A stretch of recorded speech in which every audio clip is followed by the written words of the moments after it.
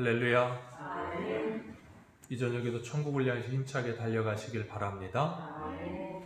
오늘은 우리가 예레미야 8번째 시간으로 여호와께 속하라 라는 제목으로 같이 말씀을 나누도록 하겠습니다. 여호와께 속하라. 우리의 신앙은 항상 소속의 문제입니다. 신앙뿐 아니라 이 세상도 그렇죠. 항상 소속의 문제예요. 우리가 어디에 속해 있느냐. 우리가 태어나면서부터 우리는 소속을 가져요. 대한민국에서 태어나면 대한민국의 국적을 갖죠. 미국에서 태어나면 미국 국적을 갖습니다. 그건 그냥 나면서 생득적으로 얻어지는 거예요. 뭔 노력을 해서 되는 게 아니죠. 우리나라 사람들도 부유층 자녀들이 한 20년 전인가요? 원정 출산이 엄청나게 유행했던 적이 있어요. 그래서 임신해서 산 딸만 되면 미국 가가지고 애를 낳고 오고, 그래서 그게 9시 뉴스에 대서특필 될 정도로 미국 시민권을 가지고 엄청 좋잖아요. 그거 따는 거 엄청 어렵습니다. 심사모 사촌도 미국에서 거의 한 10몇 년, 20년 가까이 사셨는데 캐나다에서 그 영주권은 가졌는데 시민권을 아직도 못 가졌어요. 굉장히 쉽지 않고 어려워요. 그런데 그런 시민권을 가지면 엄청난 혜택을 누릴 수가 있어요. 엄청난 혜택을 누릴 수 있습니다. 그런 것처럼 사도 바울도 성경을 보면 자신이 로마의 시민권자라고 하는 것에 대한 그 시민권 이 카드를 굉장히 잘 사용해요. 그가 잡혀 있을 때 길리기아 다소 출신이고 로마 사람이라는 것을 빌립보에서 감옥에 갇혀서 매맞고 나서도 그 사람들이 풀어주려고 하니까 로마의 시민인 나를 죄도 묻지도 않고 때리고 이렇게 풀어주냐 그러고, 예루살렘에서도 잡혔을 때 나 로마 시민이다 그랬더니 그 잡았던 천부장과 백부장이 두려워가지고 겁을 내요.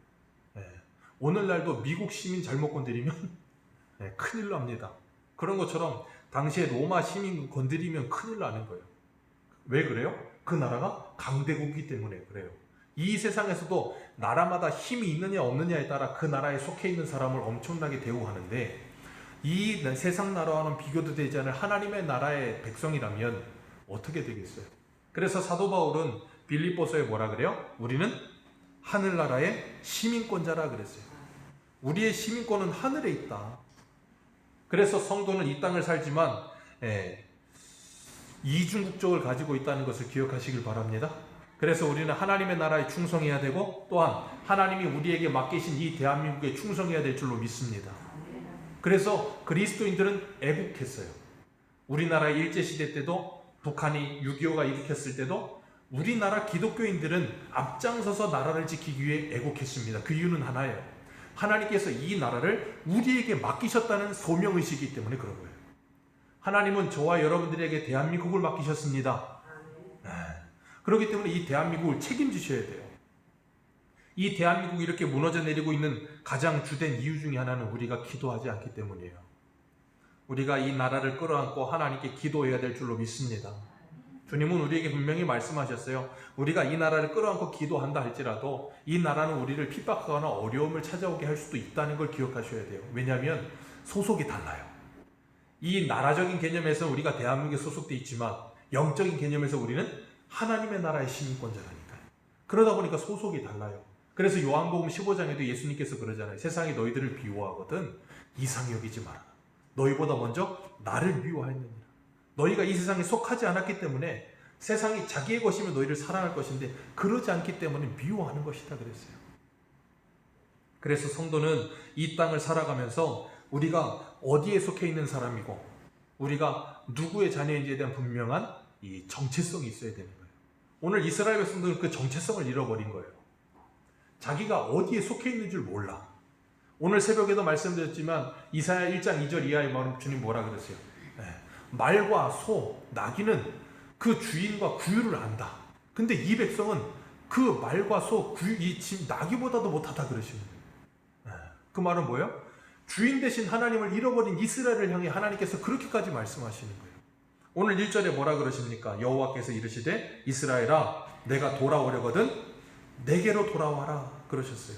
네가 돌아오려거든 내게로 돌아와라. 그 내게가 누구예요? 하나님께 돌아오라는 거예요. 우리가 잊지 말아야 될 것은 우리가 하나님 앞에 돌아와야 되는 사람들이라는 것을 기억하시길 바랍니다. 하나님은 이스라엘 백성들이 가나안 땅에 들어가기도 전부터, 우리가 새벽 예배 신명기 하고 있잖아요. 신명기에서 보면 하나님께서 그냥 계속해서 반복해서 말씀하시는 게 뭐예요? 너희들은 묻고, 오늘 새벽에 뭐라 그랬어요? 너희는 옛적 선조들에게 묻고 기억하고, 생각하고 기억하라. 그리고 뭐 하라고요? 하나님을 떠나지 말라는 거예요. 하나님을 기억하고 그 은혜를 기억하고 하나님 앞에 서라는 거예요. 하나님께서 신명기 전체에서 그 말만 계속 반복합니다. 왜냐하면 너희들은 배부르고 나면, 먹고 살찌고 배부르고 나면 분명히 다른 신을 섬길 거고 나를 멸시하고 내 언약을 어기게 될 거다. 하나님은 이미 다 말씀하고 계세요. 그리고 여호수아가 그 고별 설교를 할 때도 똑같은 말 하죠. 나와 내 집은 여호와를 택할 것이다. 너희들은 누굴 택할 것이냐? 너희들이 하나님을 택할 것 같으면 저 강 건너에서 가지고 온 그 애굽 사람들의 모든 신과 모든 우상들을 다 버려라 그러잖아요. 그 말은 뭐예요? 홍해 건너와서 광야 40년 지나서 요단강 건너와서 요단강 들어와서 가나안 땅 살고 있으면서도 여전히 어디 신을 가지고 있어요? 여전히 애굽 신을 그대로 가지고 있어요.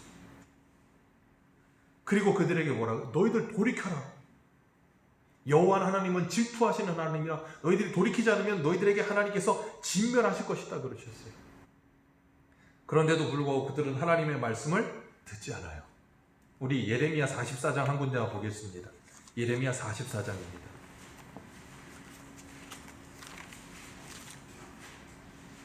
(44장) 4절과 5절 같이 읽겠습니다.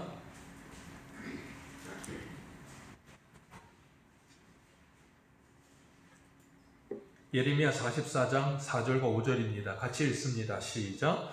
내가 나의 모든 종 선지자들을 너희에게 보내되 끊임없이 보내어 이르기를 너희는 내가 미워하는 이 가증한 일을 행하지 말라 하였으나 그들이 듣지 아니하며 귀를 기울이지 아니하고 다른 신들에게 여전히 분향하여 그들의 악에서 돌이키지 아니하였으므로. 아멘. 이 두 절이 창세기부터 말라기까지 전체 내용이에요. 구약 전체를 통해서 하나님은 끊임없이 하나님의 선지자들을 부지런히 보내셨습니다. 부지런히 보내시면서 뭐 하셨어요? 돌아와라. 언제부터요? 네, 시내산에서부터. 금송아지 만들고 있을 때부터. 그 전에 아브라함에게, 이삭에게, 야곱에게 애굽으로 내려가지 마라. 그러면서 내 안에 거하라. 끊임없이 말씀하셔요. 거짓말하고 사기치는 야곱과 아브라함과 이삭을 향해서 너희는 내게로 돌아와라. 그렇게 끊임없이 말씀하셔. 하나님은 말라기까지 이 말씀만을 계속 주구지 않고 계속 말씀하세요. 끊임없이 말씀하시는데도 부지런히 하나님이 선지자들을 보냈는데 이스라엘 백성들은 어떻게 합니까? 부지런히 하나님의 말씀을 안 듣습니다. 하나님만 부지런하신 게 아니고요, 우리도 부지런해요. 하나님이 부지런히 말씀을 주시는데 부지런히 안 들어요. 참 부지런한 사람들. 그리고 뭐요? 부지런히 우상을 섬깁니다. 하나님은 우리를 향해 부지런히 돌아오라고 말씀하고 계시고 우리는 부지런히 하나님께 등을 돌리고 다른 곳을 향해 있어요. 그래서 하나님이 신명기에 뭐라 그러세요? 하나님의 재앙을 너희들에게서 하나님의 얼굴을 가리울 것이라 그렇게 표현하시는 거예요. 이게 두 가지입니다. 하나님이 돌이키신다는 것보다 제일 먼저는 뭐냐면 하나님은 우리를 향해 바라보고 계시는데 우리가 등을 돌리는 거예요. 느헤미야의 말씀처럼. 선지자들을 끊임없이 보냈는데 그들이 그 말씀에서 등을 돌렸다 그렇게 표현하잖아요. 느헤미야가. 그러니까 하나님의 낯을 우리 스스로가 버리는 거예요. 그러니까 하나님의 은혜를 뭐예요? 스스로 단절시켜 버리는 거예요. 하나님께로부터 오는 좋은 것들을 다 뭘로 막는다고요? 우리의 죄가 막고 있다고 예레미야는 그러잖아요. 그러니까 다른 것을 향해 가는 거예요. 그래서 다른 것이 뭐예요? 우상을 향해 가는 거예요. 오늘날의 우상들이 얼마나 많습니까?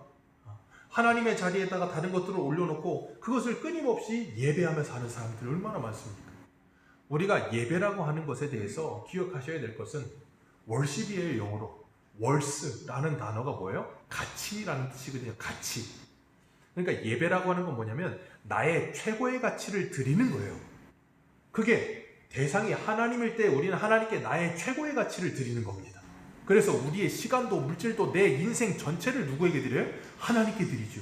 그런데 그 하나님의 자리에 다른 것이 올라서게 되면 사람들은 어떻게 됩니까? 돈이 내 인생의 최고의 가치가 되면 그 사람은 자신의 모든 인생을 통틀어서 돈을 위해 자신의 모든 가치를 드려요. 그러니까 돈을 벌 수만 있다면 뭐예요? 수단 방법을 가리지 않는 거예요. 오늘날 이 세상 사람들이 그렇죠. 돈을 벌기 위해서라면 무엇이든지 합니다. 그리고 이 정치가 자신의 인생의 최고의 가치인 사람은 뭘 해요? 수단과 방법을 가리지 않고 정치를 위해서 모든 걸 다 바칩니다. 그걸 뭐 하는 거예요? 예배한다라고 하는 거예요. 그러니까 이 세상의 사람들은 모두 다 예배자예요. 다만 하나님을 예배하느냐 우상을 예배하느냐의 차이일 뿐이에요. 아이들도 그렇죠. 아이들이 좋아하는 게 뭐예요? 아이돌.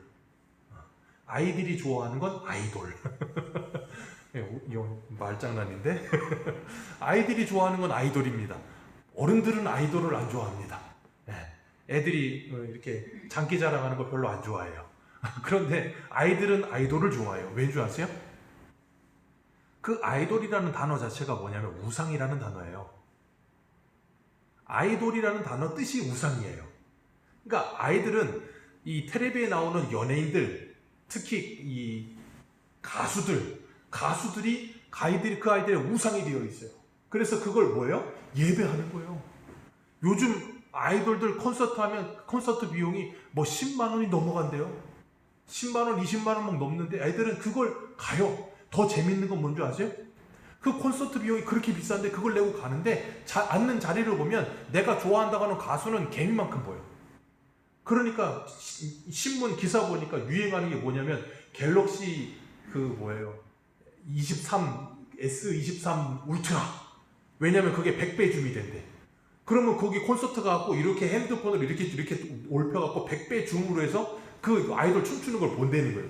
제가 그래가지고 가만히 생각했어요. 쟤들은 그 돈 내고 저기 가서 왜 저러고 있을까? 집에서 핸드폰을 틀면 알아서 초근접 고화질로 4K로 나올 텐데 왜 그럴까요? 자기의 최고의 가치를 그 아이돌에게 돌리는 거예요. 그게 뭐예요? 예배예요. 우리는 그걸 예배라고 생각하지 않는 거예요. 근데 그 아이들은 예배라고 생각하지 않는데 그 예배를 하고 있는 거예요. 자기의 모든 걸 다 드려. 내 모든 것 주께 드리리가 아니고 내 모든 것 아이돌에게 드리리. 그러면서 아이돌 CD도 사고 무슨 뭐 브로마이드도 사고 다 삽니다. 그게 얼마가 됐든 사요. 왜 그래요? 그것을 최고의 가치로 두기 때문에 그런 거예요. 그러니까 우리가 이 세상을 살면서 나의 최고의 가치가 무엇인가를 생각하셔야 돼요. 이 당시에만 우상 숭배를 빠져 있는 것이 아니라 오늘날 우리들은 모두 다 하나님을 진정으로 예배하고 하나님을 최고의 가치로 두지 않는 모든 사람은 다 우상 숭배자예요. 그렇기 때문에 주님은 그런 그들에게 뭐하라 그러시냐면 돌아오라 라고 말씀하시는 거예요. 그러면서 그들에게 끊임없이 하나님의 말씀을 전하라는 거예요.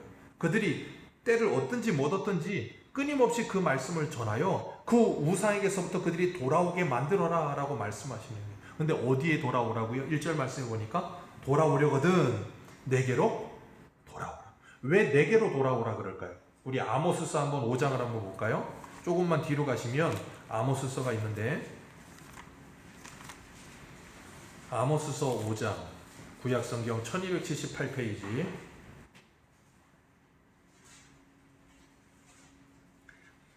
돌아오는 길을 몰라요. 그래서 그래요. 아모스서 5장 4절과 5절 6절까지 우리 같이 한번 읽습니다.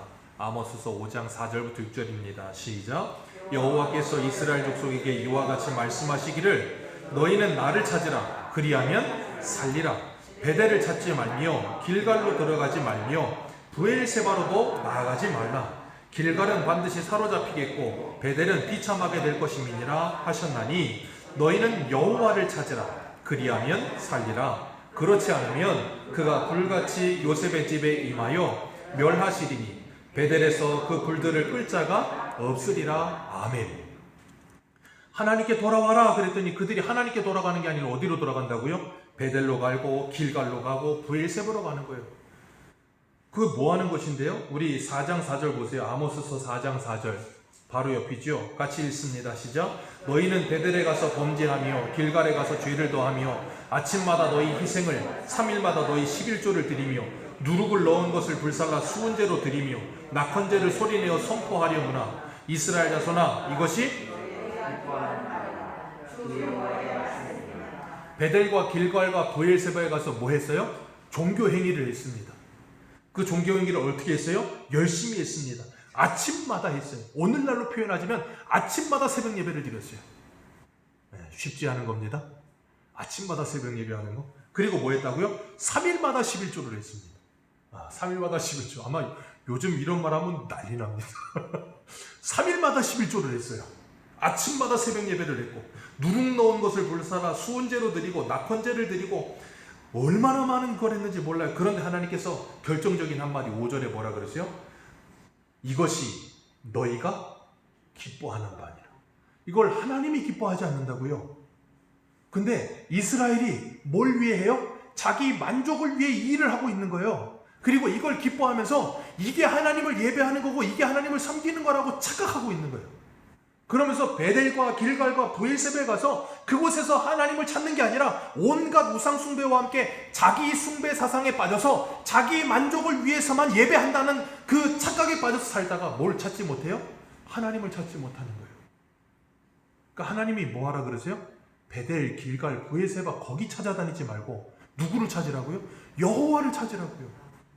여호와를 안 찾으면 그 모든 건 다 뭐라고요? 헛수고예요.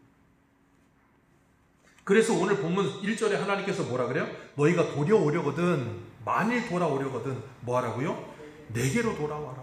다른 데 쓸데없는 데 가지 말고 나에게 돌아와라 라고 말씀하시는 거예요. 우리가 분명히 장소라는 것도 중요하기는 합니다. 우리가 공부를 할 때도 그렇잖아요. 어떤 학생은 조용한 도서관에서 공부하는 게 공부 잘 되는 친구도 있고요. 어떤 친구는 카페에서 공부하는 친구들도 있어요. 요즘 젊은 친구들. 카페에서 공부해야 공부가 능률이 잘 오른대. 정말 그런 애들도 있어요.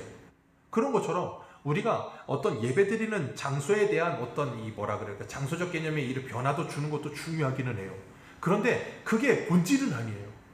누구에게 돌아와야 된다고요? 어느 장소이든 그게 중요한 게 아니라 하나님에게 돌아와야 된다는 거예요. 카페에서 공부를 하든 도서관에서 공부를 하든 카페가 도서관이 중요한 게 아니고 뭐 하는 게 중요하다고요? 공부하는 게 중요한 거예요. 하나님께 돌아와서 진정으로 하나님을 예배하는 것, 그것이 중요한 거예요. 그러지 않으면 자꾸 하나님을 오해해서 하나님이 뭘 기뻐하시는지를 모르는 거예요. 호세아 6장의 말씀처럼. 그래서 뭐 하자 그랬어요? 여호와를 알자, 힘써 여호와를 알죠. 안 그러면 자꾸 착각 속에 빠져 살아요. 그리고 스스로 자기 만족 속에 신앙생활을 합니다. 그런 신앙에서 우리가 깨어져야 될 줄로 믿습니다. 오늘 본문에 주님께서 돌아오려면 1절에 가증한 것을 버리고, 그리고 2절에 진실과 정의와 공의로 여호와의 삶을 두고 맹세하면 그랬어요. 가증한 것들을, 하나님 앞에 가증한 것들을 다 버리고, 하나님께서 창세기에서 야곱에게 베델로 올라와라 그럴 때도 베델이 어떻게 했어요? 야곱이 어떻게 했어요? 베델로 올라가기 전에 상수리 나무에다가 그 애굽에서 가지고 왔던 그 모든 우상들, 그 모든 우상 귀걸이, 목걸이, 옷 다 갖다가 묻어놓고 베델로 올라가잖아요. 그런 것처럼 우리가 하나님께 나아가기 위해 필요한 게 뭐예요? 우리 안에 모든 잘못되어진 옛생활들을 다 벗어서 묻어버려야 되는 거예요. 그리고 주님께 나와야 되는 거예요. 그리고 뭐 하라고? 주님께서 진실과 정의와 공의를 구하라. 하나님이 우리에게 요구하시는 것이 이것이에요. 이사야 5장에도 포도원의 노래를 부르시면서 뭐라 그랬어요? 하나님께서 너희에게 정의와 공의를 원하셨는데 포악뿐이다 그랬잖아요. 정의로운 나라를 원했는데 백성들을 다 압제하고 괴롭히고, 그래서 백성들의 포악하는 소리만 가득하다는 거예요. 하나님이 우리에게 요구하시는 것은 진실한 삶입니다. 거짓이 난무하는 세상 속에 진실하게 살아가는 거예요. 에베소서에도 뭐라 그래요? 빛의 자녀 열매는 착함과 의로움과 진실함이니라. 그게 우리가 맺어야 될 아름다운 성령의 열매들이라는 거예요. 그러면서 하나님께서 뭐라 그러시는가 하면 너희들은 그 모든 악행을 다 버리고 하나님께 돌아오라. 그리고 3절과 4절에 뭐라 그러세요?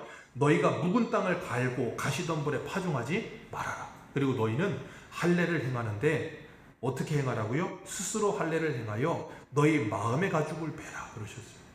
우리 주일 오전에도 제목이 뭐였어요? 스스로.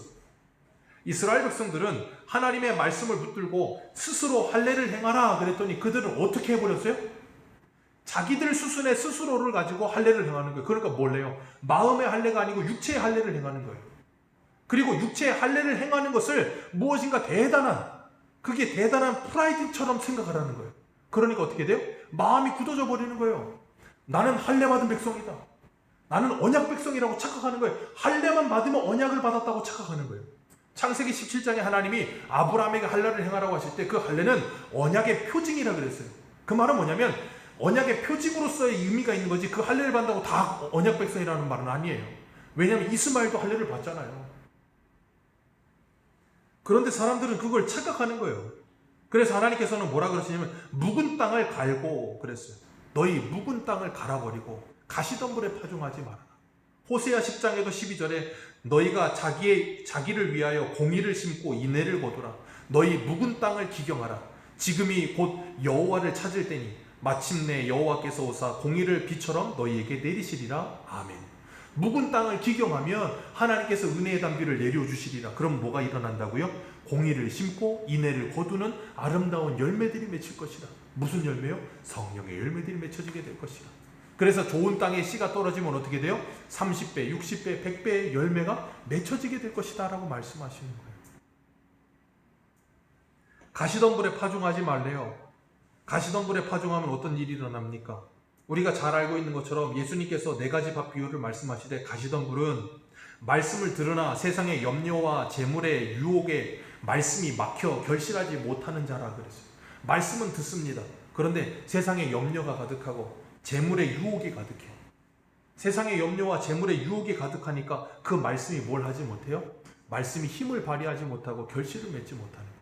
돌밭에 떨어지는 거 뭡니까? 말씀을 들을 때 즉시로 기뻐하지만 속에 뿌리가 없으므로 잠시 견디다가 말씀으로 말미암아 환난과 박해가 일어나면 다 넘어지느니라. 그렇게 말씀하고 있어요. 우리의 마음의 밭은 어떤 상태입니까? 돌짝밭입니까? 가시덤불밭입니까? 주님께서 뭐하라 그러세요? 기경하라 그러시는 거예요. 기경해야 된다니까요. 다 갈아엎어야 돼요. 그렇게 갈아엎어지려면 어떻게 해야 돼요? 하나님의 말씀이 들려야 되는 거예요. 하나님의 말씀이 들려서 그것이 정말로 믿어져야 그걸 갈아엎어요. 안 그러면 갈아엎어지지가 않아요. 하나님께서 창세기에서 아담이 범죄했을 때 그 아담에게 주신 저주가 무엇인지 한번 보겠습니다. 창세기 3장인가요? 가봅니다. 창세기 3장 18절.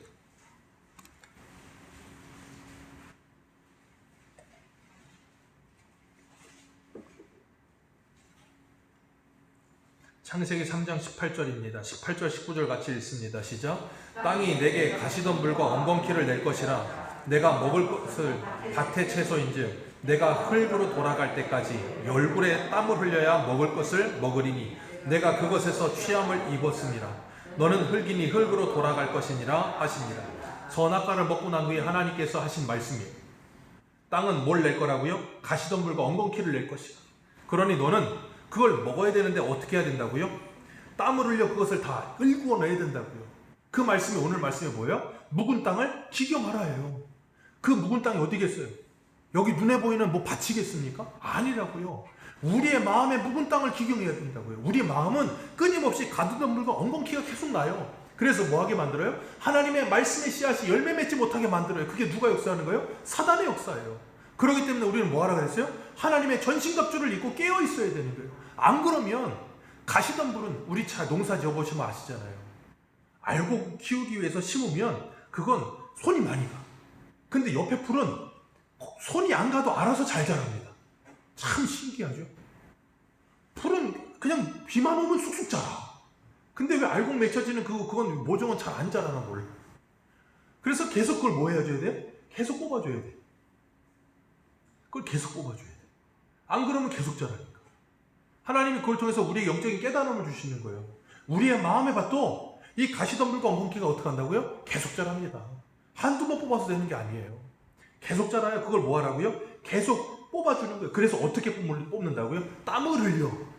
그걸 땀을 흘려 뽑아야 되는 거예요. 그걸 사도 바울은 뭐라 했어요? 경건의 훈련을 하라. 영적인 싸움을 싸우라. 그냥 내버려두면 되는 게 아니고 뭐 해야 된다고요? 끊임없이 내 마음에서부터 경건의 훈련을 해야 돼요. 말씀과 기도로 내가 다듬어지고 깎여지고 내 안에 쓴뿌리들이 뽑혀지고 그래야 뭐 한다고요? 열매들이 맺히는 거예요. 근데 그건 어떤 역사가 있어야 된다고요? 하나님의 성령의 역사가 있어야 되는 거예요. 성령의 역사로 말미암아 이런 말씀들이 들릴 때 이 말씀이 하나님이 내게 주는 말씀으로 듣고 믿어 아멘이 될 때 그게 가능해지는 거예요. 그럴 때 뭐가 나와요? 순종이 나와요. 그래서 그 말씀을 통해 우리가 각성이 일어나야 되는 거예요. 깨어나야 되는 거예요. 깨어나. 그래서 우리는 말씀을 들을 때마다 뭐예요? 기도하는 거예요. 하나님 나에게 은혜를 주옵소서. 말씀의 은혜를 주옵소서. 기도하지 않고 이거 아무리 읽어봐야 아무 소용이 없거든요. 지식에 머물러서 아무런 변화가 일어나지 않아요. 오늘날 한국교회의 문제는 거기 있습니다. 말씀에 대한 지식은 풍성한데 그 말씀이 내 삶을 하나도 변화시키지 못해요. 그 말씀이 내 삶 속에 효력이 나타나질 않아. 그러다 보니까 사람들은 어떻게 됩니까? 그게 신앙생활인 줄 알아. 말씀이 내 삶을 변화시키지 못하는 게 신앙생활이라고 착각하게 됐어. 왜? 너무 오래 그렇게 살았어. 그걸 뭐 해야 된다고요? 갈아엎어야 돼요. 그걸 갈아엎어야 돼요. 말씀을 경험해야 되는 거예요. 그러려면 뭐 해야 됩니까? 기도해야 되는 거예요. 하나님, 내가 하나님의 말씀이 내 안에 효력이 나타나고 내 삶 속에 효력이 나타나서 성령의 열매의 마지막인 그 절제 은사가 나타나야 될 텐데 안 나타납니다. 그리고 그걸 가지고 뭐 해야 돼요? 하나님 앞에 기도하셔야 돼요. 그걸 붙들고. 그걸 또 기도하면서 땀을 흘려 그걸 뽑아내야 뭐가 일어난다고요? 역사가 일어나는 거예요. 그때에서야. 근데 우리는 그 작업을 하지 않고 어떻게 하려고요? 자꾸 신앙생활을? 알아서 되는 줄 알아. 알아서 되는 줄 아니까 이게 어떻게 돼요? 자꾸 가시덤불과 엉겅퀴로 가득해지는 거예요. 그러니까 어떻게 돼요? 오늘 새벽에도 말씀드렸잖아요. 안찬원 선생님이 뭐라 그랬어요? 난 하루라도 책을 안 읽으면 입에 가시가 돋는다. 성도가 하루라도 성경을 안 읽으면 어디에 가시 돋는다고요? 마음에 가시가 돋는다. 그러니까 자꾸 사람을 찌르는 거예요. 그 신앙에 훈련이 없으니까. 그러니까 이스라엘 백성들은 스스로 할례를 행하라 그럴 때 마음의 할례를 행해야 되는데 스스로 할례를 행하는데 문제는 성령의 역사가 없으니까 어떻게 해요? 그 육체의 할례를 행하는 것으로 다 했다라고 착각을 하는 거예요. 그러니까 스스로 하면 망하는 거예요. 하나님의 역사 속에 그 하나님의 성령의 충만함으로 말미암아 성령의 소욕을 따라서 스스로 행해야지 육체의 소욕을 따라 스스로 행하면 할례당만 되는 거예요. 할례당만. 그러니까 갈라디아서에 보면 할례당이 뭐라 그래요? 너희들은 할례 받아야 구원받는다. 그러니까 바울이 뭐라 그랬어요? 갈라디아서 6장에서 다시는 나를 괴롭게 하지 마라. 내 몸에 뭘 가졌다? 예수의 흔적을 가졌다. 그러니까 할례 하나 행하는 거 그걸로 구원받는다고 착각하고 너희들이 이 고난에서 면하고 싶어 하느냐? 그 말은 뭐예요? 예수 믿으면 고난이 찾아와요. 근데 할례를 받기만 하면 고난이 없어. 왜? 유대인들이 괴롭히질 않아. 그게 아니라고요. 고난을 당한다 할지라도 내가 내 몸에 예수의 흔적을 가졌다. 뭐 때문에? 예수 믿는 것 때문에. 그 모든 고난의 흔적이 뭐라고요? 진정한 할례다. 왜요? 내 마음에 예수 그리스도를 믿음으로 마음의 할례가 일어났기 때문에. 그래서 바울은 로마서 2장 28절에 이렇게 말해요. 무릇 표면적 유대인이 유대인이 아니요 표면적 육신의 할례가 아니니라. 오직 이면적 유대인이 유대인이며 할례는 마음에 알지니 영에 있고 율법 조문에 있지 아니한 것이라. 그 칭찬이 사람에서가 아니라 다만 하나님에게서니라. 아멘. 마음의 할례가 뭐예요? 예수 그리스도를 믿음. 그래서 갈라디아서에서는 예수 그리스도를 믿는 자는 아브라함의 후손이라고 하는 거예요. 그 언약의 후손의 표징이 뭐예요? 예수 그리스도를 믿음. 그래서 무슨 일이 일어나요? 마음의 할례가 일어나는 거예요. 마음의 할례가 일어난다는 게 뭐예요? 마음의 변화가 찾아온다는 거예요. 그걸 신학적인 용어로 표현하면 회심이라고 하는 거예요. 마음을 돌이킴. 그래서 그걸 바울은 고린도후서 5장 17절에 뭐라 그랬어요? 그런즉 누구든지 그리스도 안에 있으면 새로운 피조물이라 이전 것은 지나갔으니 보라 새 것이 되었다. 우리가 예수 믿고 뭐가 새 것이 됐습니까? 마음이 변한 거예요. 그래서 에스겔 36장에 보면 뭐라 그랬습니까? 36장 26절 또 새 영을 너희 속에 두고 새 마음을 너희에게 주되 너희 육신의 굳은 마음을 제거하고 부드러운 마음을 줄 것이며 또 내 영을 너희 속에 두어 너희도 내 율례를 행하리니 너희가 내 규례를 지켜 행할지라. 아멘. 그걸 어떻게 지켜 행해요? 사랑함으로. 그래서 예수님은 요한복음 14장 15절에 뭐라 그럽니까?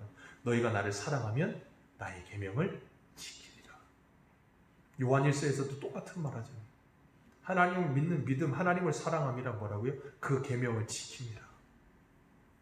우리가 세상을 사랑하던 사람들이 이제는 그 세상을 사랑하던 마음이 돌이켜져서 하나님을 사랑하게 되는 거예요. 육적인 세계만을 바라보던 사람이 영적인 세계가 열리고 나니까 그 영적인 세계의 그 신세계의 아름다움에 매료되어서 이것을 내려놓게 되는 거예요. 그걸 성화라고 하는 거예요.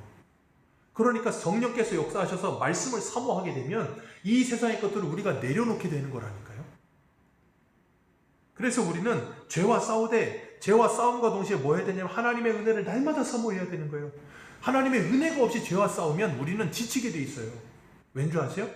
내 안에 죄와 아무리 싸워도 은혜가 말라버리면 싸울 힘과 능력이 없어요. 그래서 날마다 성령의 충만함을 구하는 거예요. 그러니까 우리가 그렇잖아요. 은혜가 충만하고 성령이 충만할 때는 죄와 싸우는 게 자연스럽습니다. 너무나 더 자연스러워. 그래서 은혜 충만하고 성령 충만하고 기쁠 때는 죄와 싸우지 않아도 저절로 죄와 멀어져. 그런데 은혜 충만하고 성령 충만한 게 늘 그렇진 않아. 제일 성도의 딜레마. 이 24시간도 그게 채 가지를 때도 있어. 은혜 충만하고 성령 충만하지 않을 때. 그럴 때는 어떻게 해야 된다고요?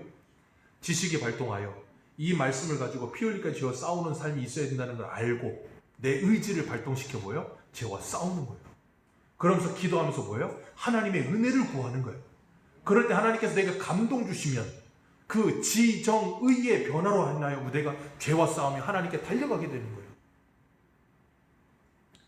그렇기 때문에 하나님께서 우리들에게 이 말씀을 주시는 거예요. 그러니까 이 말씀은 신약에서만 할례를 말하는 게 아니고 구약의 예레미야에서부터 이미 속에 마음의 할례를 해야 된다 그러고, 그건 가나안 땅 들어가기 전에 우리 새벽에 신명기 할 때 신명기 10장 16절에 말씀하셨어요. 그러므로 너희는 마음의 할례를 행하고 다시는 목을 곧게 하지 말라. 목이 곧은 백성이 돼가지고, 그게 뭐예요? 선민의식. 목이 곧은 백성이 돼서 할례를 행했으니까 우리는 하나님의 택한 백성이다. 그러니까 예수님이 뭐라 그래요? 너희들이 아브라함의 후손이라고 자랑하지 마라. 이 돌들로도 아브라함의 후손을 만들 수 있느니라. 근데 그들은 자기들이 할례를 받았다고 우리는 아브라함의 후손이라고 그걸 자랑하고 사는 거예요. 그러니까 스스로 할례를 행한다는 게 뭐예요? 그 정도 수준밖에 안 되는 거예요, 인간의 입장에서. 근데 하나님이 이 할례를 행해 주시면 어떻게 돼요? 마음의 변화가 찾아오기 시작하는 거예요. 그리고 진짜 마음의 할례가 시작되는 거예요. 그리고 나면 하나님의 백성으로서의 마음을 가지고 주님을 기쁨으로 사랑함으로 섬기게 되는 거예요. 그게 마음의 할례예요. 그렇기 때문에 오늘 8절에 이렇게 말씀하세요. 8절 같이 읽습니다. 시작.